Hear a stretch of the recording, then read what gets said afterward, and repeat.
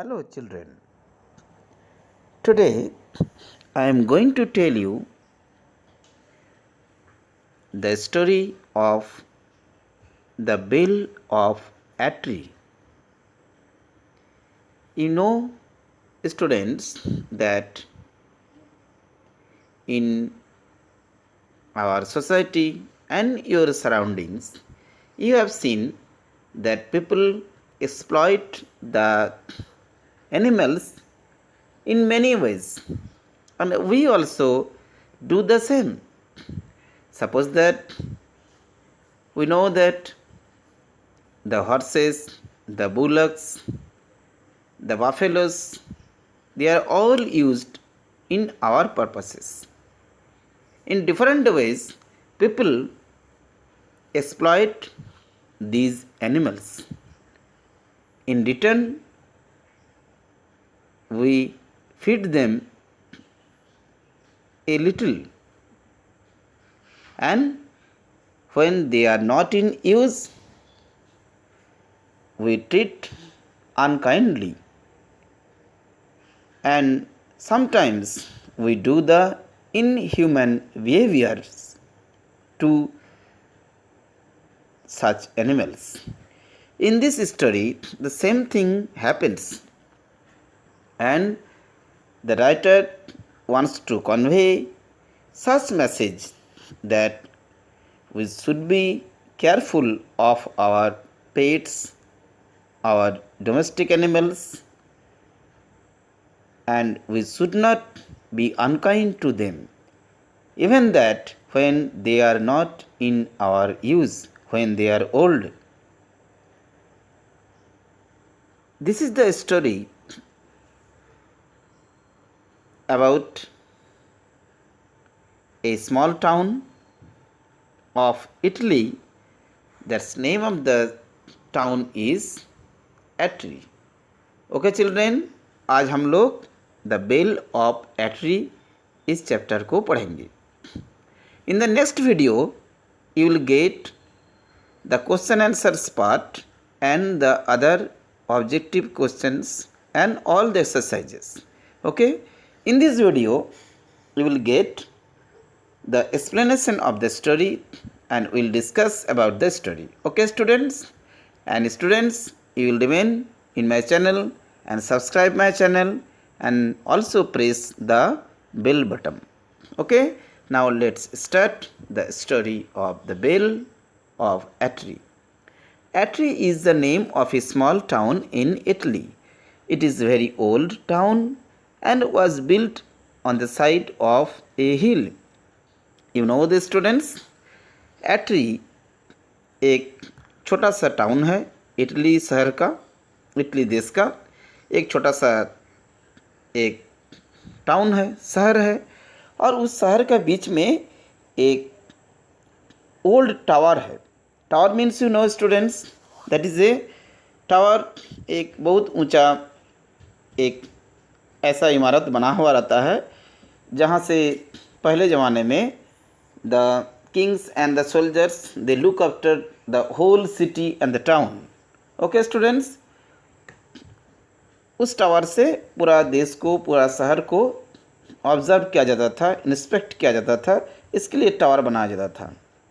कई जगह में किला भी बनाया जाता था सेम पर्पस के लिए. तो के middle of the town there is an old tower and in the tower there is an old bell. उस टावर में एक पुराना बेल था, एक घंटी था. It has a strange story to tell. Many tourists visiting Italy go to Atri to see the bell. इस bell को देखने के लिए बहुत दूर दूर से लोग, टूरिस्ट लोग आते थे, क्योंकि इस बेल के पीछे, इस घंटी के पीछे, आप पिक्चर में देख रहे हो, इस बेल के पीछे एक कहानी है. Long ago, the bell of Atri was used for a very special purpose. People who wanted to complain rang the bell. जैसे कि हम लोग भी अपना देश में जानते हैं, कई महाराजा, सम्राट, उन लोगों ने भी इस तरह से शहर का बीच में एक राजमहल के बाहर एक बेल रखे हुए थे। हाँ, they also hung such kinds of bells in the time of the emperor Jahangir. The same thing happened.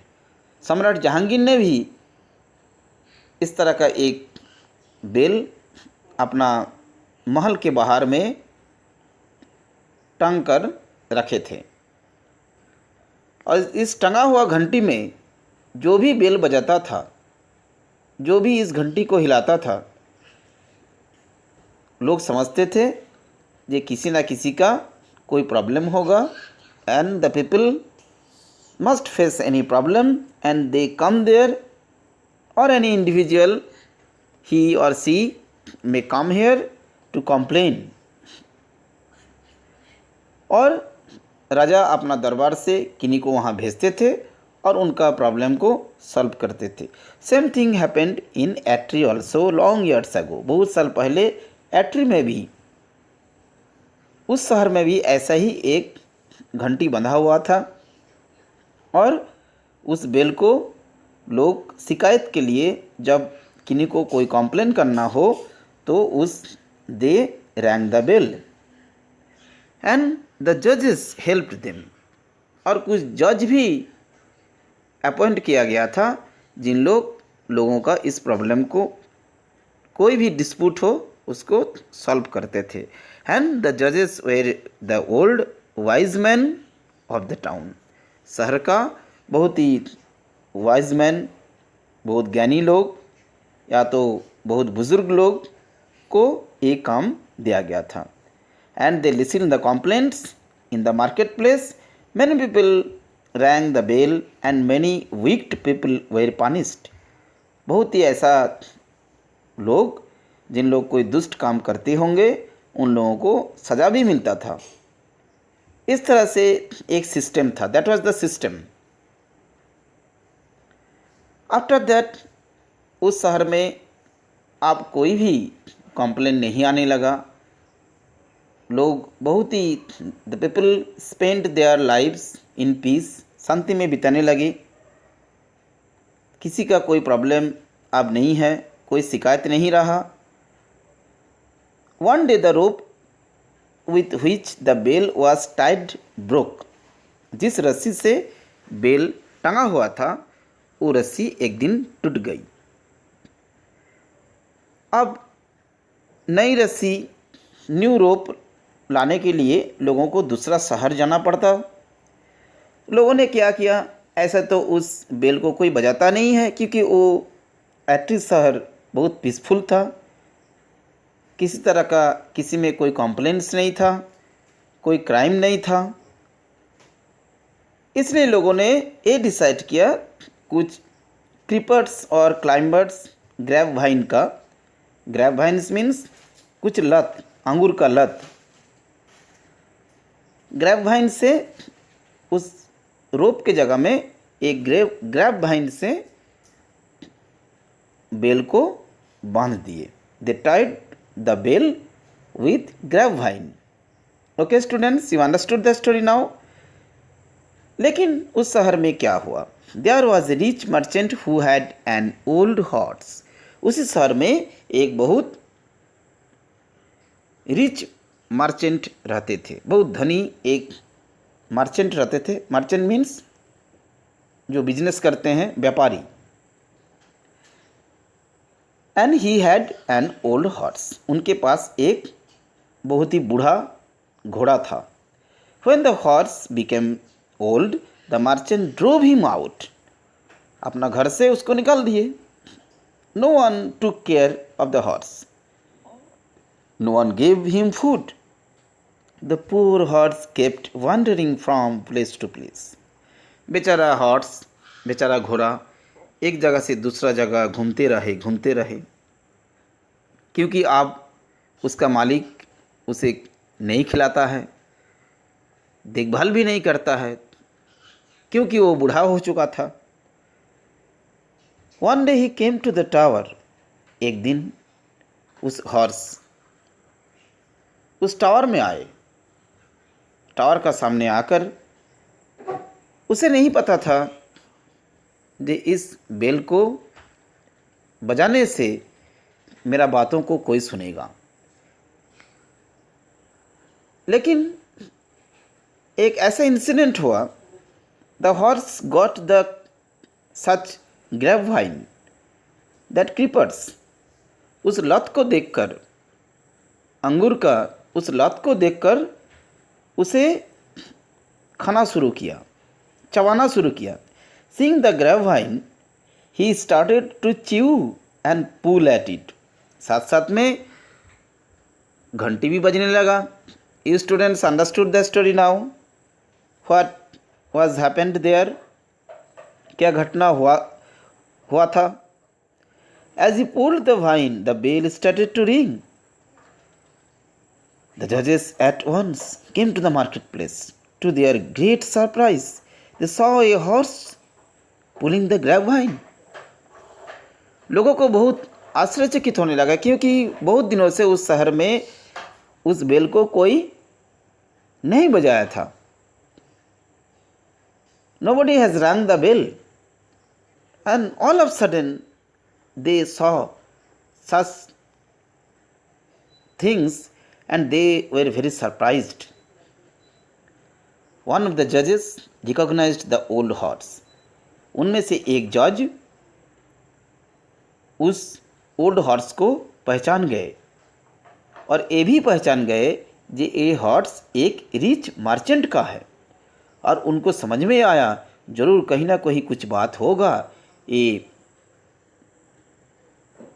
बेचारा जो बोल नहीं पाता है, ऐसा जानवर का जरूर कोई शिकायत होगा, जिसके कारण में ये हॉर्स इस टावर में आके बेल बजाना शुरू किया। I think the merchant drove out this poor horse as he has become old, said the जज। जज ने कहा जरूर यही बात होगा, क्योंकि वो जज था, उसे सब कुछ समझ में आ रहा था। पहले मैंने बताया द जजेस were old and wise, so that he understood the story, he understood the fact that it might happen to that merchant drove out this poor horse.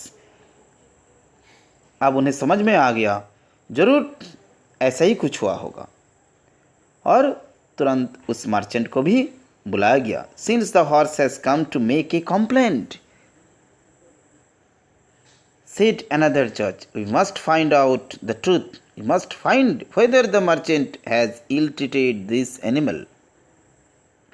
The merchant was called to the marketplace. उसे बुलाया गया और he confessed, I drove out my old horse. उसके बाद the judges decided he had done wrong. सभी जजेस ने ये निर्णय लिया कि ये मर्चेंट, ये व्यापारी जरूर इस घोड़ा के साथ गलत काम किया है, क्योंकि जब इस बूढ़ा घोड़ा को